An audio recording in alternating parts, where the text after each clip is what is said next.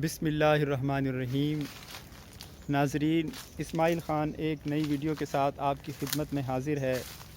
ناظرین، آج ہم بات کریں گے پاکستان کے تعلیمی نظام کے بارے میں۔ ناظرین، پاکستان کا تعلیمی نظام ورلڈ رینکنگ میں اسکول لیول پر دنیا کا بدترین نظام قرار پایا ہے 2021 میں۔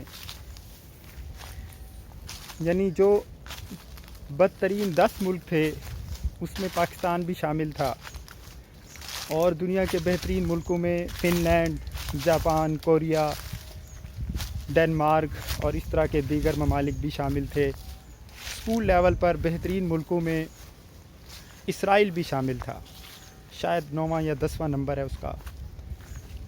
لیکن ہمارے لیے یہ افسوسناک ہے کہ پاکستان بدترین رینکنگ میں آیا ہے۔ پاکستان کے معاملات جو ہیں تعلیمی وہ قابل افسوس ہیں۔ طلباء کو رٹا لگوایا جا رہا ہے، قوت تخلیق جو ہے ان کی روز بروز کم ہو رہی ہے۔ بچے زیادہ سے زیادہ نمبر لے رہے ہیں لیکن ان میں قابلیت مفقود ہے۔ وہ کوئی بھی بڑا علمی کارنامہ، تعلیمی کارنامہ، سائنسی کارنامہ سر انجام دینے سے قاصر ہیں۔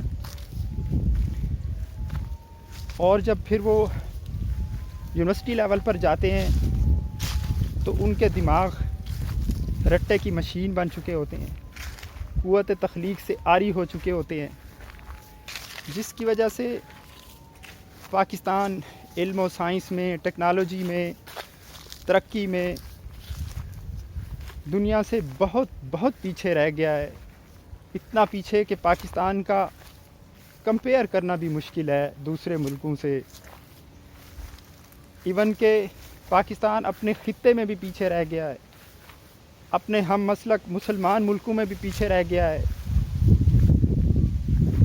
اس کے لیے کسی حکمران کو فکر نہیں ہے، کسی شخص کو فکر نہیں ہے۔ وہ ماہرین تعلیم امریکہ اور نہ جانے کہاں کہاں سے ڈگریاں لے کے آتے ہیں، جو ہمارا سلیبس لکھتے ہیں، ہماری کتابیں لکھتے ہیں۔ وہ اس کو بہتر کرنے کی تدبیر کیوں نہیں کرتے؟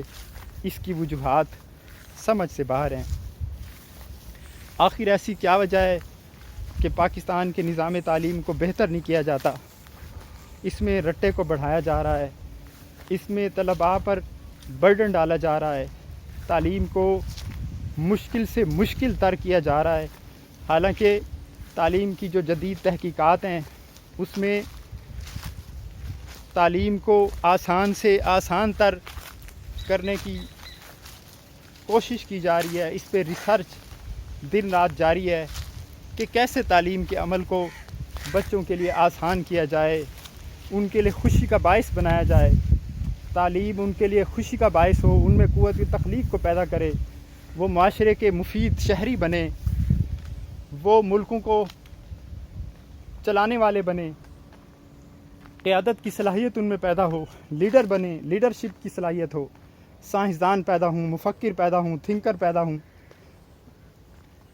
ایسے ڈاکٹرز پیدا ہوں جو نئی سے نئی دوائیں بنائیں، امراض پر تحقیق کریں، امراض کے علاج کے لیے نئے سے نئے طریقے تجویز کریں۔ لیکن ایسا کچھ نہیں ہے۔ ہمارے ڈاکٹرز بھی اس صف میں نہیں ہیں، ہمارے انجینئرز بھی اس صف میں نہیں ہیں، ہمارے ماہر تعمیرات بھی اس صف میں نہیں ہیں۔ بدقسمتی سے ہم اس معاملے میں بہت پیچھے رہ گئے ہیں۔ اس کی وجوہات پر بھی میں انشاءاللہ ایک ویڈیو بناؤں گا اور ان مسائل کا حل بھی تجویز کروں گا۔ آج تک کے لیے اتنا ہی۔ اللہ حافظ۔